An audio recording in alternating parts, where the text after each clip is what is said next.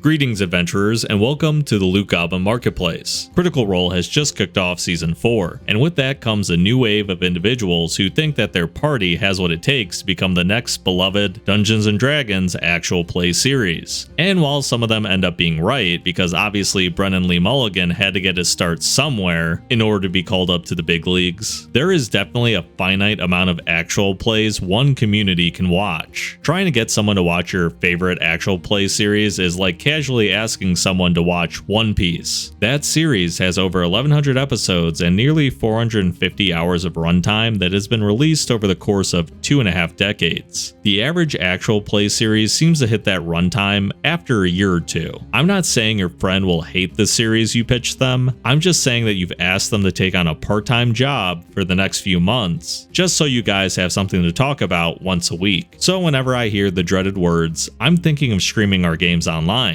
I just hope that you aren't expecting to become the next Critical Role. If you want to just document your fun adventures with friends and hope some other people enjoy the journey, that is perfect. But if you expect to start up an actual play and within weeks make enough money for it to be your full-time job, you're going to be in for a rude awakening. You are going to have an uphill battle ahead of you, and I try my absolute hardest to not copy anything in your original homebrew setting that can get you in trouble. And yes, that goes for Disney IP too. You never mess with the mouse.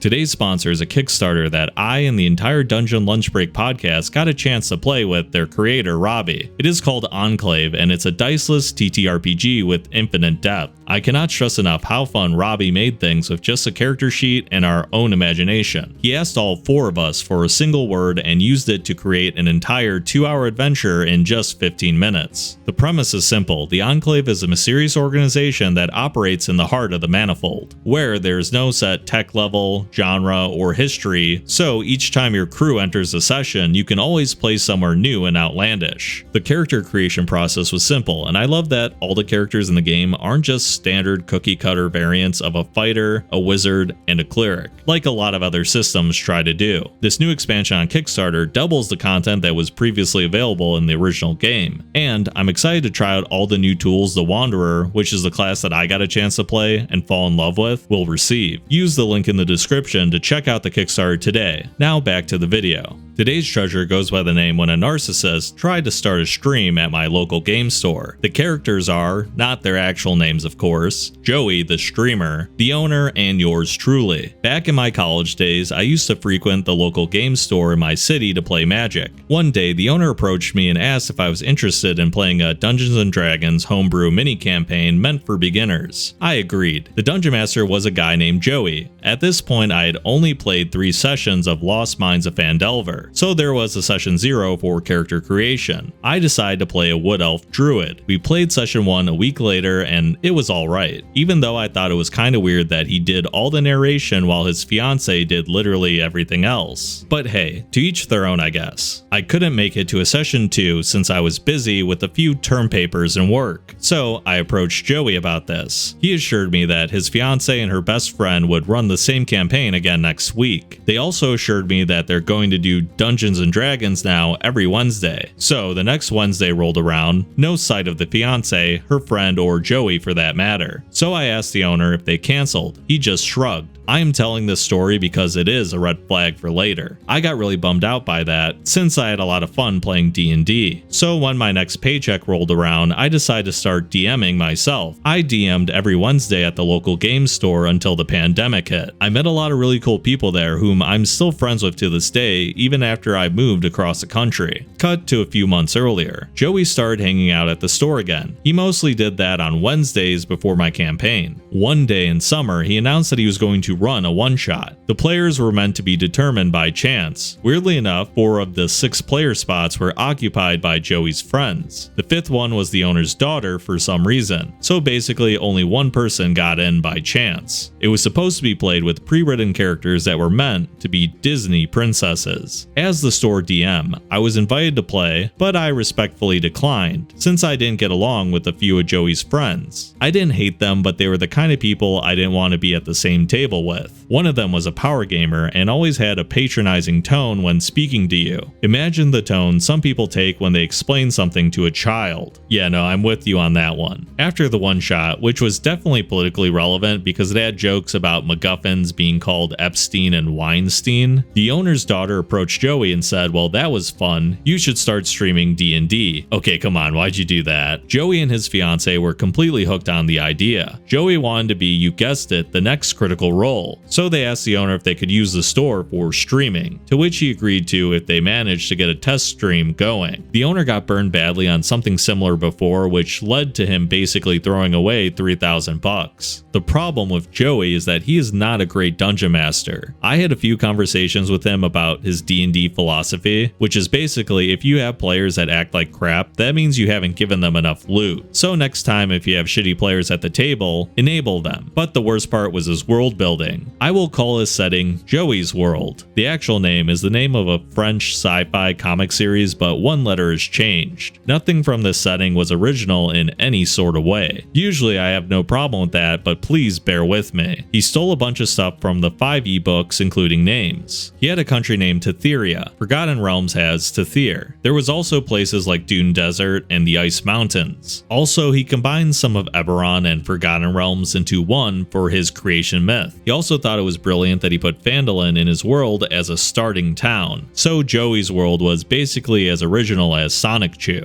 Okay, come on man, that's a bit of a low blow. He's only really stealing from the same IP twice. He's not fusing together two beloved childhood IPs. But yeah, I totally get your point. This man is never going to have an original homebrew setting that involves Phandalin of all places as the starting town. But yeah, I totally get your point, because if you fuse Eberron and Forgotten Realms together into your own original IP, if you get any eyeballs on this actual play series for some reason, Wizards of the Coast will definitely not allow you to sell this original IP as a Kickstarter project anytime soon. Joey and his fiance then actually wrote a proof of concept and a business plan rolled into one, kind of like their campaign settings. If you have a business, you know that this is a complicated thing. You have to write stuff like business expenses and such. Something like this would take you about 30 to 40 pages, I guess. According to this owner, it was written on 3 pages of a school notebook. By the way, they refused to show this to anyone but the owner. So according to the owner, the business plan had nothing about income or expenses on it, just short, mid, and long-term goals for this project. So it was basically start streaming, ?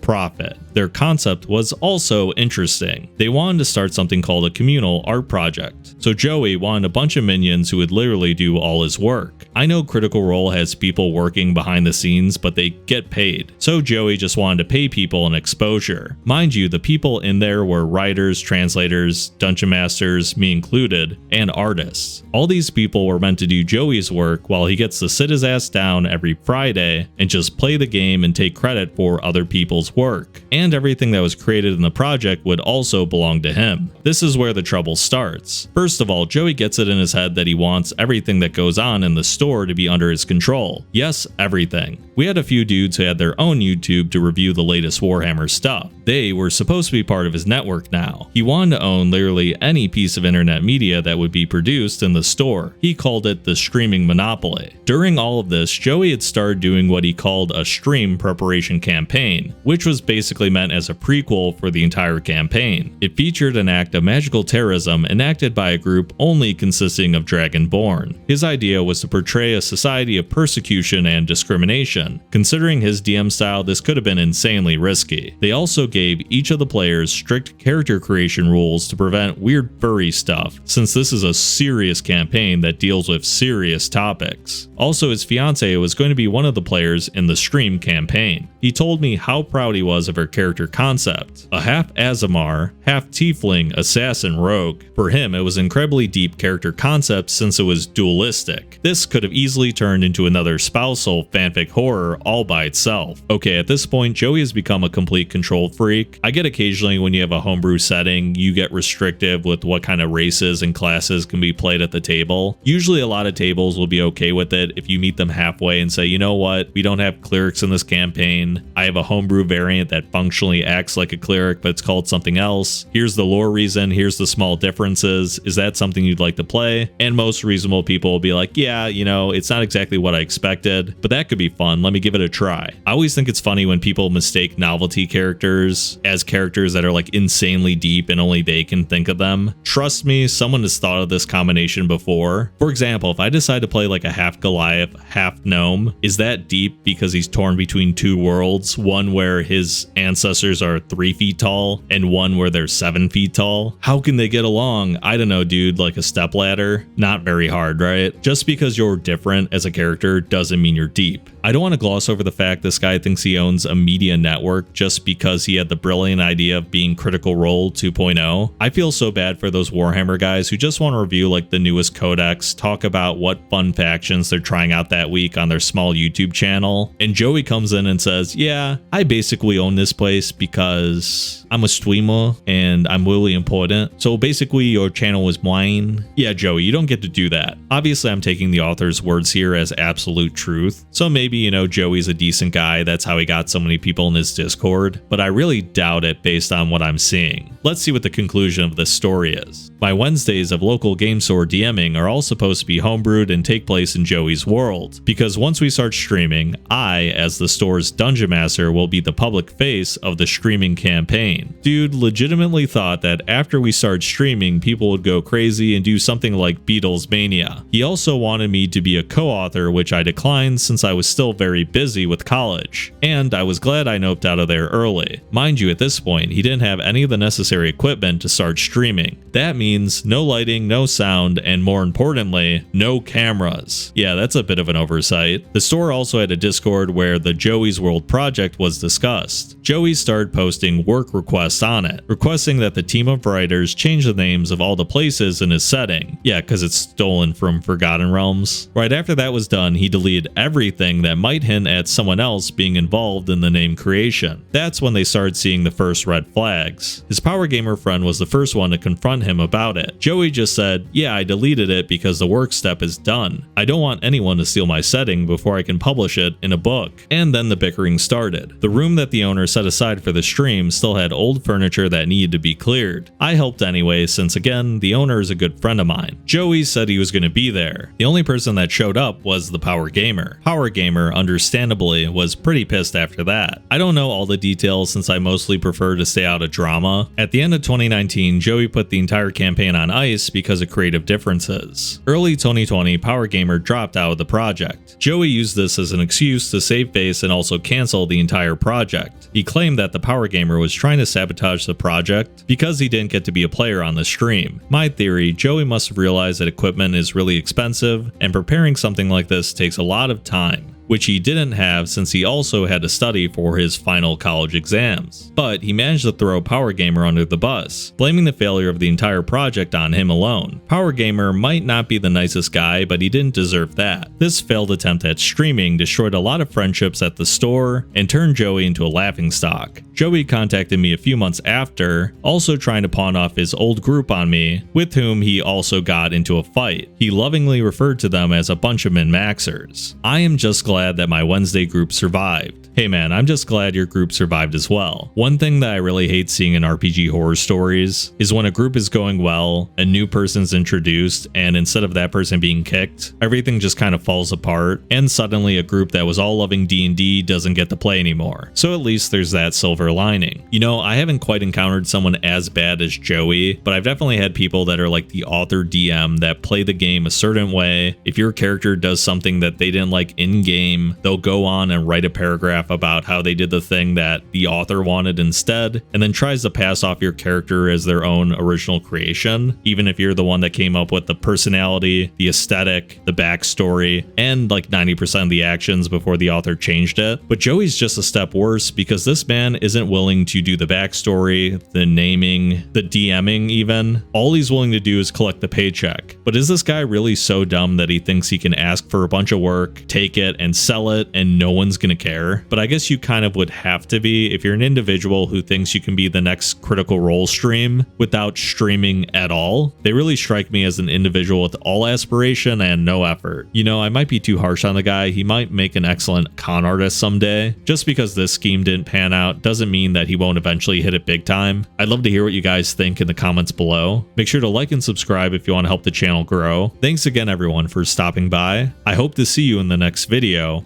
Farewell for now.